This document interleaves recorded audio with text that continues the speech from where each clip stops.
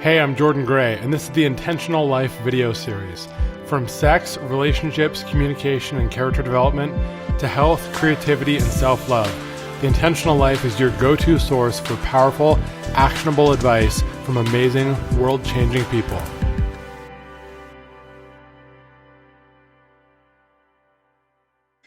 Hey guys, welcome to the Intentional Life video series. I'm your host, as always, Jordan Gray.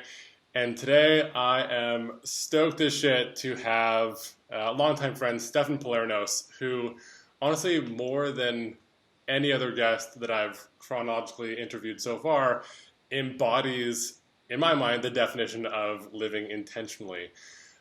Stefan was a bodybuilder. He has built a seven-figure business in 2 or 3 years on a prolific, wide range of awesome stuff. He has multiple philanthropic things going on around the world, and he's just an overall life badass. So, and has a thriving relationship with an awesome girlfriend. So, Stefan, so good to have you on the call. Thanks, brothers. Good to be here. Anything I miss? Is there like an official title that you have other than being a badass? No, man, that's badass. That label I'll stick with for now. Okay, cool. So I wanted to have Stefan on the show today because, as many of you have noticed, I've started to kind of broaden the net of the topics that I've been talking about, not just sex and relationships, but health and wellness and overall life intentionality. And I'm pretty sure that if you Google morning ritual, Stefan's like basically #1 in the world, at least on YouTube. He's got a couple of videos on morning rituals, morning habits that have really taken off, and deservedly so. So I wanted to interview Stefan about his morning routine, the benefits that he's seen from it, and you guys can build your own thing from there. So Stefan, when did you first start intentionally building any kind of like morning practice? Well, actually, it was when I was 17 years old. At the time, I was at a stage of my life where I was just looking to change my life and brand new to self-development. And I was introduced to Tony Robbins. And at the time, around 17, I was going through a program that he had called Get the Edge. And it was this audio program. And in the very first audio, he shared the concept of a morning ritual. He calls it an hour of power. That's what he calls it 30 minutes to thrive or 15 minutes for fulfillment. And he was basically explaining how this is like one of the most important things you have to do in your life. Because, you can make all this money, you can have all the, the fame or whatever it is, but if you're not happy and you're not fulfilled, then you're a failure. He says success without fulfillment is failure. So he really kind of put in the concept that you have to take time every day for yourself. You have to nurture yourself. That you have to make that meeting with yourself the most important thing that you have going on. And at the time, I was just like a sponge because this was all brand new to me. And I just did what he said. And I went through a process every morning of gratitude, of focusing on what I want, writing out my goals, planning out my day, just doing, reading books and just doing things to improve myself first. And it was amazing how that, at the time, it gave me a lot of confidence. And at the time in my life, I was just focused on, being popular or meeting girls or improving my social life. And I noticed directly that really made an impact. And then as, the years have gone by, I've evolved and changed my rituals and learned a lot more about it. But back then, it was one of the most important things that I did, one of the first things that I did to really change my life. And that's how I found out about it. Very cool. I love you mentioned the 15, 30-minute, and 60-minute version. Is that something that, because I wrote about my morning routine recently, and I, without reading any of that literature, I do have kind of like a small, medium, and large version that I allow myself to go through. Is that something that you incorporate into your morning routine? Yeah, and I think for me, like when I first started doing morning rituals, I had like my list of all the things I got to do in the morning. And I was like very strict upon that. And I noticed like if I didn't do everything on the list, like I'd have like 10 things to do, then I'd actually feel like a failure. I'm like, man, like I didn't get everything done. And at some points I had like a ritual that would take like 2 hours to do. And by the time I'm done the ritual, I'm like exhausted, right? Yeah. It's like the ritual is supposed to empower me for the day and help me get started. So for me now, I create rituals based on what I'm focused on and what's most important for me based on that stage of my life. So if I'm doing like a fitness competition, health energy and take care of my body. That's the number one goal of what I'm focused on. So I'm going to create a ritual that can help support me with that. Whether that's working out in the morning and stretching and drinking water and having the right juices or smoothies and conditioning my beliefs, my thoughts, focusing, visualizing that. Or as opposed to if I'm working on like a business goal, a big project, which I am right now, I've optimized my ritual to support me with that. Just being as focused, as productive, to help me get as much done on this project that I'm working on. So I think your ritual has to support you based on what your goals are, what you really want. And I think it always changes, like you're always evolving, you always have different focuses, and your ritual has to evolve as well. So for me, like I have a ritual that roughly is about an hour long because I go for a walk and a run in the morning. I also have some, like today, for example, I didn't go for a run because I did a leg workout yesterday. So I have a different ritual that I do today. So I don't know, I've kind of evolved in different ways, the way that I do my rituals. But again, I think there's no right or wrong ritual. It's whatever works for you and whatever's going to support you based on what you want in your life. I love that. That reminds me of a bunch of things. I have this one friend who's a dietitian, nutritionist, and she talks about how this concept that every diet works. And every diet works because it just makes you conscious at all of what food do I put in my mouth, as opposed to just being mindless and eating whatever because, it has calories, so sure, put it in my mouth. And yeah, I think that is one of the best places to start, is reminding people that it's not about having a rigid structure of, okay, well, once you print out your 8x11 piece of paper with your morning ritual, that's it, and you're doing that for the next couple of decades, otherwise you messed up. And when I posted my article about morning rituals, that's the first thing that people were probably messaging me about en masse was, this idea of rigidity versus flexibility. And I think that going back to that every diet works philosophy, it's like, it's completely meant to be flexible because, sometimes I'll do, 2 hours of writing before sunrise because I'm in a writing phase. I'm writing a book, I'm writing a bunch of articles. But if I'm not writing at all that week, I'm just doing videos, then maybe I have to wait for the sun to come up, and so I'll just go and walk or drink water or do oil pulling. It's like it's all completely flexible all the time. Yeah, and I think a lot of people, they want to know, like, what do you do, right? They want to just copy exactly what you do for your ritual, right? Or they're looking expecting that it has to work for them as well.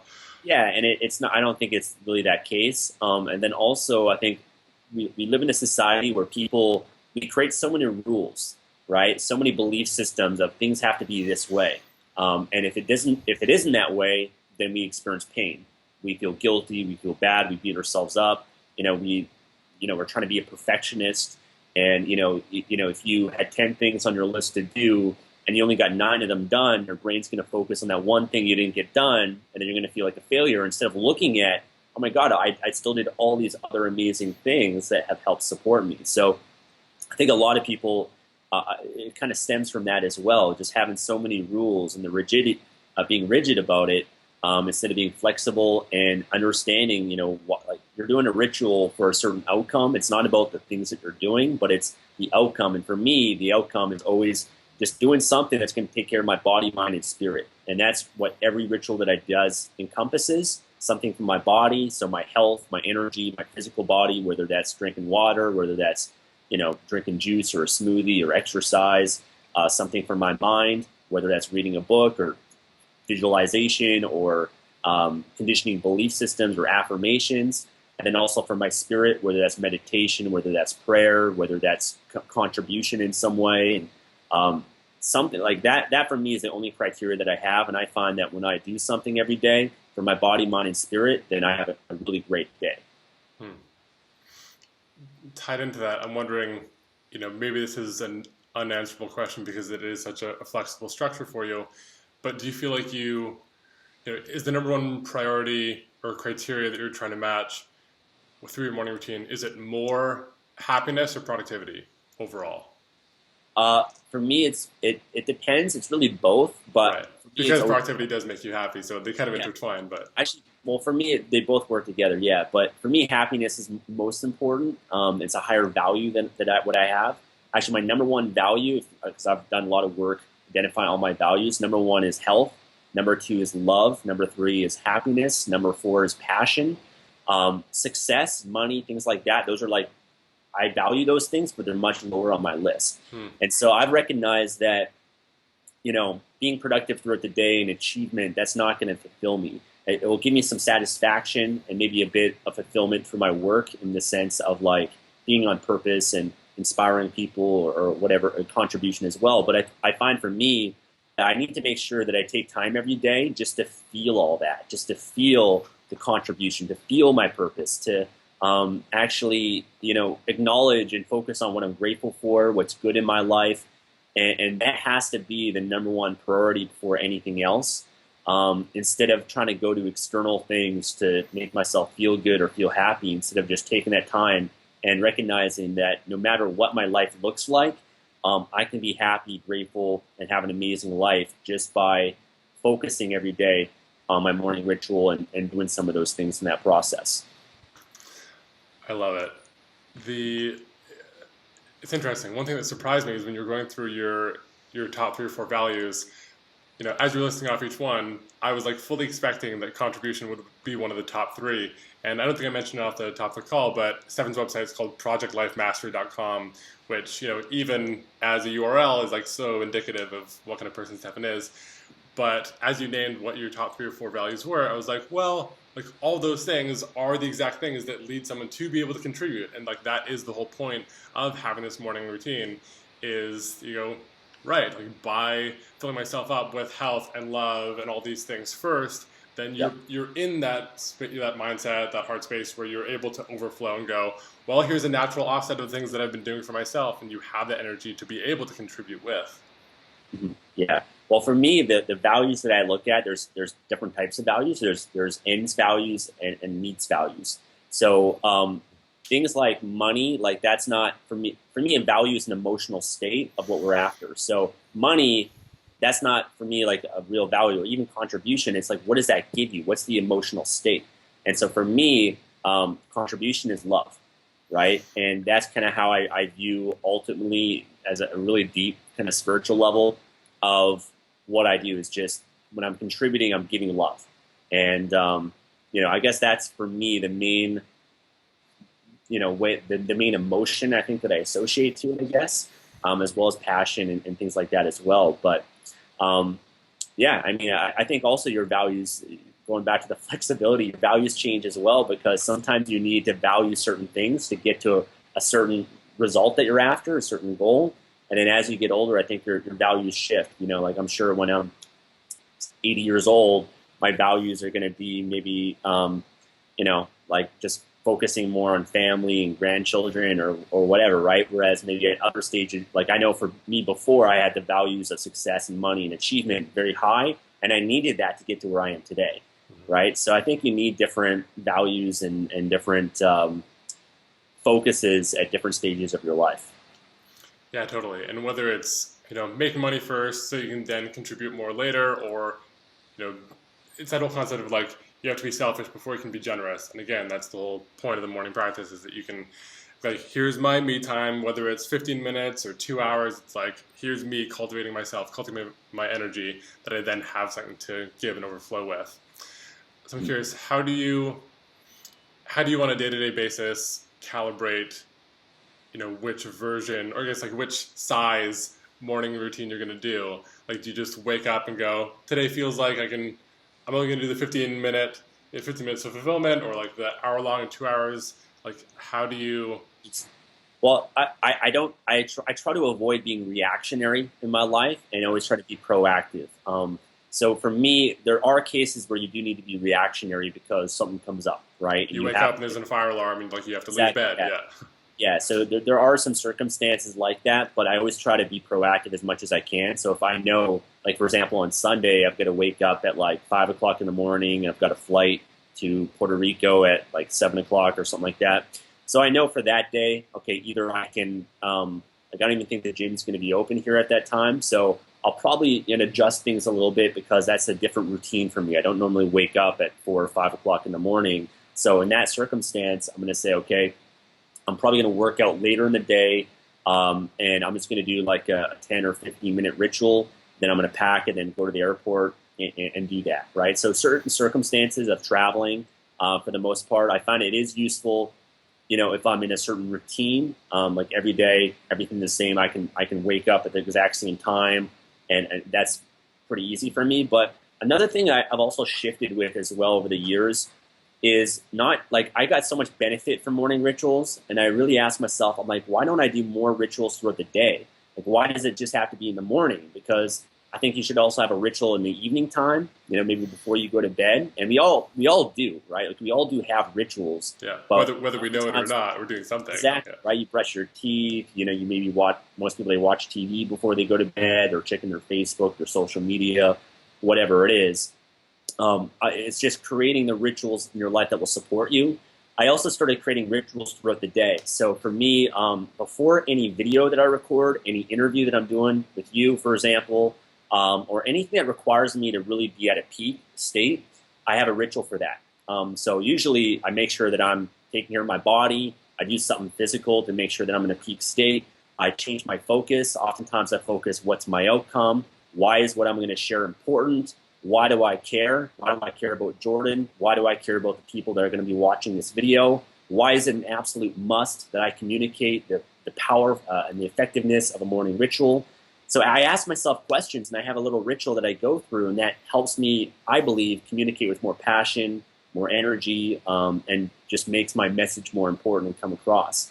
So, I also have rituals like, throughout the day, as I'm doing stuff, I'll take little breaks, and those little breaks, I'll use that time to, reset my mind or meditate or shift my state and my energy. So I find it's not just in the morning. Like the morning is one part of it, but there's like the rest of the day. The morning helps set up the rest of the day, but I think I found value in just having other parts of the day just to keep myself energized, keep myself productive, being grateful for little things throughout the day as well. So I found that to be very effective also. That's amazing. As you're saying that, I just thought of how, when an orchestra or a band is about to play a huge piece of music, they all tune up, like very fine tune at the beginning of playing. But, if Led Zeppelin, Bruce Springsteen, whoever is, if they're playing a 3-hour set, they also tune like between songs an hour in, because things can start to shift off, and those little tweaks throughout the day totally reminded me of that process. So like, okay, like, yeah, this is like still pretty close, but like, let's like dial this in a little bit more detailed. Yeah. Yeah, exactly. And all through, you have to like coach yourself throughout the day, right? And that's what a coach does. A coach is looking at the athlete or the player, and he's giving little adjustments. And it's like if you watch any sporting event, like a basketball game or something like that, they have a game plan going in, but you have to be able to adapt throughout the game, right? Like the one team, like this is happening, or this person's not performing, or whatever it is. There's so many things that can happen. You always have to adapt.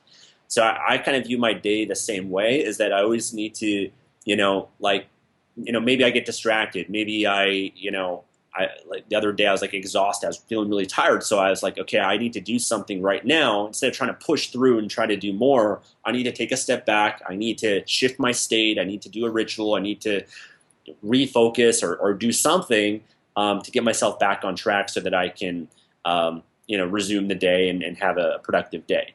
So adapting throughout the day and having little rituals, micro rituals, I find are really effective. Not that this will be this transposable to a lot of people watching this call, but I'm just curious, for selfish reasons, what is the physiological thing that you do before calls, before interviews, to get into state? Anything that will shift my emotions, and it's usually pretty radical, but it could be little things too. It could just be breathing, like taking in like 5 or 10 deep breaths, and I find that just calms me and puts me in a different state. Back in Vancouver, I've got a little mini trampoline and a rebounder, so I jump up and down on that, and that would help shift my state. In the case of just being here now, like I just jump up and down, or sometimes I just start yelling or cheering or put on music and I'll start dancing. Like anything to engage my body in some way, even if it's doing jumping jacks, if it's doing push-ups. Like if anybody was watching this now, or you just got down and started doing like 20 push-ups, you'd like have so much blood flow, going through your body. You'd feel like really alert and focused. You'd be in a totally different state, So it's amazing how just like something that you would do that would only take 30 seconds, it makes such a difference to how you feel. I'm curious, in the instance of you jumping around and screaming, I know that you're traveling in the Dominican Republic with your girlfriend right now. Do you warn her that you're about to do it, or is she just used to you Oh, doing it? she's used to it. Oh yeah, she's been to the Tony Robbins seminar. She's on board with all this stuff. Right. That's amazing. Yeah. Yeah, it's funny. I don't know if I've ever heard someone say that, but because I do the exact same thing, and like even then, my pre-call rituals, I have different ones based on what emotional state I need to access. Because some calls, sometimes I'll be doing a first coaching call with someone who, in their coaching application form, has written in and said that something really heavy has happened. They just got cheated on or divorced or they broke up. Within the last week, and I'll do a very different kind of calm, grounding breath meditation compared to if I'm at a call like this and I'll like hop around my living room like Yeah. like lip syncing to like a screamo song and like totally Yeah. just like getting into it. So yeah, I do the exact same thing and it's fun. Yeah, it's whatever you need. Whatever you need. Like there's so many different ways, and again, there's not one way that works. It's multiple factors that influence you. So I know that you made a program on morning rituals. I'm curious, just tease to the concept of how you have people be led to their own things, because by the way you described it, it's not a very pejorative like here's what to do and this is the right thing, but is it just like a sentence completion exercise? How do you have people go, oh, this is what makes sense for me? Well, yeah, it's a 7-day program that I created, and every day there's like a new video and audio that you listen to and an exercise.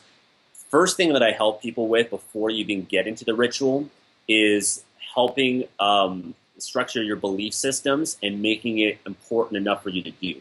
Because I know a lot of people, they have rituals, but they don't do it, right? Or they do it for like a little while, but they don't stick with it. So I found that you have to, first and foremost, make it very important for you. You have to see the value in it and actually believe that your ritual is the most important thing above anything else for you to do, because it helps every other area of your life. It will help your relationship. It will help your health in your body. It will help your business. It helps everything in your life.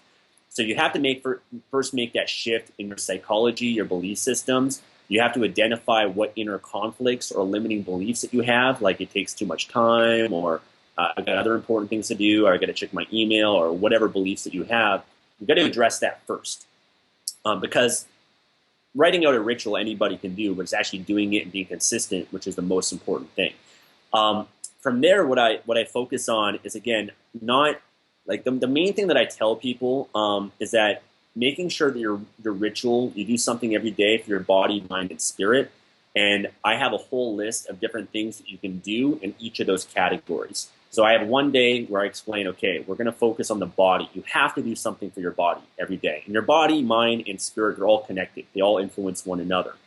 Doing something, at least one thing, at least to get started with for your body, whether, again, that's drinking water first thing in the morning and adding some lemon to it, or a greens powder, whether that's doing yoga, whether it's stretching, whether it's exercise or lifting weights, whether it's, juicing, whether it's, having a smoothie, like just, you got to do something, right?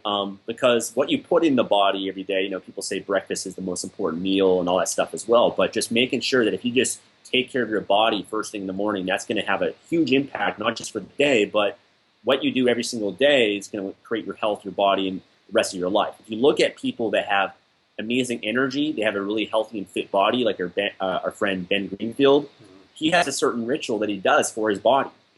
Having a great body or having great energy doesn't happen by accident. So I also explain that you can model people that are more successful than you in certain areas and identify their rituals. And that's what I primarily try to focus on, is sharing the rituals for body, mind, and spirit of the most successful people in all areas of life. So body, the mind is another day. So I don't tell you got to do this one thing, but it's doing something for your mind, just to condition your mind, to feed your mind. Again, that could be reading, reading some self-help book or something inspirational, motivational. It could be doing affirmations. It could be focusing on gratitude, or just focusing on things you're grateful for, or what's great in your life. It could be, writing out your goals, journaling, anything that helps your mind. It can even be meditation as well. And then also for your spirit, and your spirit is that part of yourself that's beyond your mind and body. And I think that the spirit is, anything that, like for me, it's gratitude is really powerful, and that's kind of linked to the mind as well. But gratitude, it helps nourish that spirit within myself. Meditation as well, and prayer based on your maybe religious beliefs or spiritual beliefs, a ritual that would work well for you. And then also contribution, because I also noticed at some stages in my life, my ritual was all about me. And I thought, why don't I do something every day to give and train myself? And so at one point I had a ritual in Vancouver. Every day I'd go outside and do my ritual, and there'd always be homeless people around. And so what I do is I decided every day as part of my ritual, I'm going to give something. I'm going to give, whether it's $1, even if it's 10 cents, $1 or more. And I found that just by doing that as a ritual, that would nourish my spirit. And I felt so good about myself because, when you give, people are grateful for that and made me feel good about myself. Other points, I do a gratitude text. That would be part of my ritual. Every morning I send a text message or a message to someone saying that I love them or I'm grateful for them. So little things. I remember at one point I did random acts of kindness every day. I made that part of my ritual, or maybe just little things, even online. Like you can just like people's videos or leave a comment or like their posts and stuff. That's an active contribution as well. So that's more what I focus on is providing options for people and helping them to be creative, to find things that help them. But body, mind, and spirit, those are the main 3 areas that I tell people to focus on. That's awesome. I forget the author of the book, but I'm assuming you probably read the book The Slight Edge. I haven't. I have it on my Kindle though. Okay. When you talked about how nothing, no one gets that body overnight. No one gets any result overnight. That is the entire premise. That a burger or a donut or whatever, it doesn't give you a heart attack today. If you ate it and gave you a heart attack, people would stop doing it. But eating that piece of food every day for 60 years will absolutely give you heart disease or kill you off somehow. Whereas, a smoothie won't necessarily give you amazing world-changing energy. It can definitely give you a good, really, clean boost. But it's those small, tiny, 0.1% habits that compounding over years or decades, that is absolutely what leads people to be Oprah or Steve Jobs or, some of these people that I'm sure you modeled their morning rituals after. Yep. So yeah, these tiny little seed habits. I remember one of my clients gave me the analogy of how if there's a tire, just disconnected to a car, just a tire rolling in one direction, and it's the direction you don't want it to be going in. If you want it to make a full 180, you don't just grab it and spin it on a dime and expect that it'll have that same momentum. Not at all. You have to give it this tiny nudge so that it makes the 1% shift, and you keep giving it more and more touch points so that eventually it curves around and does that 180. And I think that's something that can feel overwhelming for some people if they, read one of our articles or see a YouTube video or watch this interview and go, well, I know that I'm purely in the reactive state and I really don't have good sleep hygiene. I wake up and I instantly look at Facebook and see other people whose lives I assume are better than mine and, eat 8 donuts for breakfast. Then it can almost feel disheartening of well, I'm so not set up to drink a green smoothie and bounce on a rebounder, so I'll opt out. But I think it, for behavioral change, as we've both seen in our own lives, it can be one of those things of sure, make a master list, but start with the simplest seed habit possible. And for me, my way into morning rituals was my seed habit was just putting a full glass of water next to my bed in the evening. So it's when I wake up, there will be water. And that'll make me think, right, okay, there's a thing to do. So I just, if I did nothing else in my morning ritual, I'd sit inside my bed and slowly drink a glass of water, which would get my organs starting to work. And then because I've made that commitment, it's then that much easier to put on my gym clothes and go for a run, as opposed to put on my sweatpants and watch Netflix. It set the tone that, like a domino, it then affected the things after it. Yeah, totally. I think, I forget who said it, but it was, you become what you repeatedly do every day.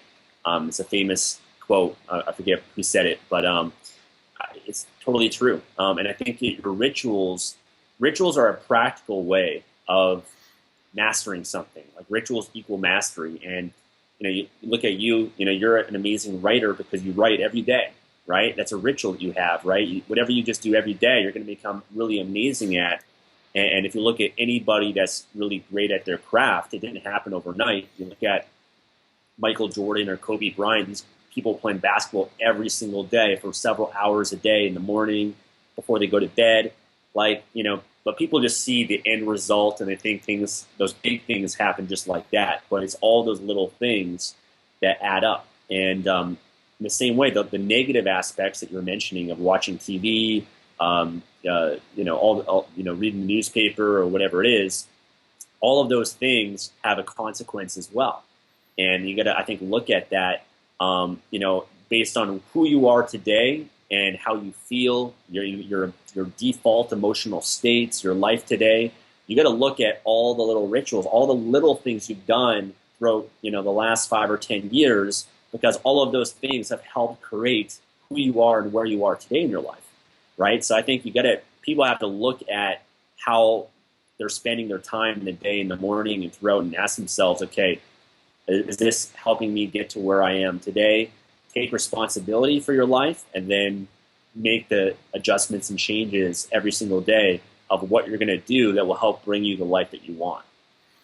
Totally. I think it's like one of the healthiest things possible for any human that's ever existed is to have this overarching mindset of why. Why is this my habit? Why is this my result? Why is this the default thing that my culture or society or family feeds me about what a relationship should look like, or what a morning routine should look like, or what you're allowed to earn in terms of revenue or income. It's like all these things that are kind of handed down to us. If we don't question everything and kind of become a society of one, a culture of one, a gender of one, all these things where we can kind of like question the constructs that we're given, it's a totally healthy process. Like obviously everything has its limits, and I'm not saying to like analyze everything and never tap into your body and feel your way through answers, but yeah, I think that obviously this is why I'm doing the Intentional Life video series. Is like there's nothing I care about more than living life of purpose, and you embody that to the highest degree. So I'm very happy to have you on this call.